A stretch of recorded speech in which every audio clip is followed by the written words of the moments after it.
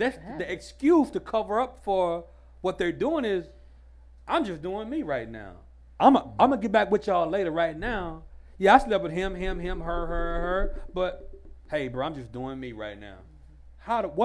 What do you guys say to that person that feels like I don't have a problem? I know this, but I'm just doing me. I think it's just language used to prolong change. We just don't want to change. No, that's right. And so I'm doing me means I'm not ready to change. And so that's really one of the purposes of counseling is to help a person stop doing what they don't want to do or start doing what they want to do. And again, the brain, by the time we get caught up in the habit of managing our pain emotionally with people, places, and things in reality, our brain has adapted to that. It's comfortable with that. Exactly. And So that becomes normal because the brain is getting comfortable with it. yeah, it's Okay. like muscle memory, you know. If you do Yeah. something. Oh yeah. So the theory I use is called cognitive behavioral therapy. Yes. That's because what happens as we go along in life, we start to develop what they call cognitive distortions or ways of interpreting reality and experiences that aren't healthy for our functioning. Yes. And that can lead to mental illness. Mental illness kind of has two levels. The first level is high functioning, meaning there's been a change in the way I think, feel, and behave that's affecting my ability to function in life, to have relationships, to do my work, to go to school, etc. The more severe form is the same thing, only it's more it's diagnosable and it's more debilitating. And so in most situations, the people I see, they're encountering a mental crisis, I would say, which can be caused by genetics, but also by environment and just sometimes situations are causing me to malfunction. And if you can't sit down and have a structured conversation with someone that's trained to do this, someone that's trained not to judge, someone that's trained to give you unconditional positive regard, you're more likely to experience that change. But I think 60% of people who have encountered a mental illness never get counseling for it. When you look at counseling, it's like physical therapy. And once you reach that point, because I think we all reach that point to where, life is hard. I don't care what nobody say, life is hard. The people, places, and things in our reality create events that attempt to damage us. Right. And sometimes they do.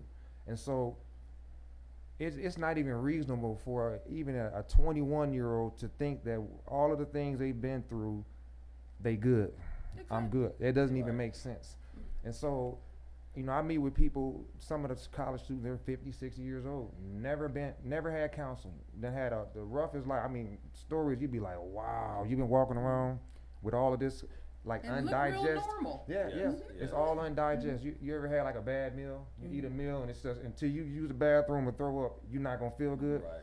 People sit with that in their head. They got all this life stuff that they never processed and digest, and they're walking around sick.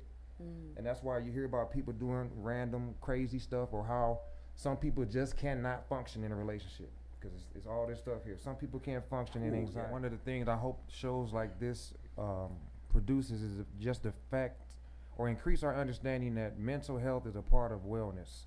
And I think sometimes we see mental health as something else, but we understand exercise, we understand nutrition, we understand all those things, but we have to realize the mind and our emotions are a part of our wellness, and if we don't have those things intact, we're not going to perform as efficiently as we could in life. And then the last thing I'll say is, I was talking earlier about how life can sometimes be abusive, and it can send people places, send people, that can make things rough, produce events that makes things rough for us. We talked about resilience right after that, and one of the best way to sustain resilience is to not victimize yourself. Absolutely. Wow. And it's very important to have not to have a victim mind state, because once you have that mind state of a victim, it makes it much harder to change. And so just what some of the things you could do to get yourself out of that mode of thinking is reframing your experiences, and giving those experiences like an empowering meaning. Because this happened, these are the lessons I learned. Because this happened, this is how I'm stronger. Because this happened, this is how I'm a better person. And so now it's almost like the gift and the curse. Put another way, genetically we were all born with strengths.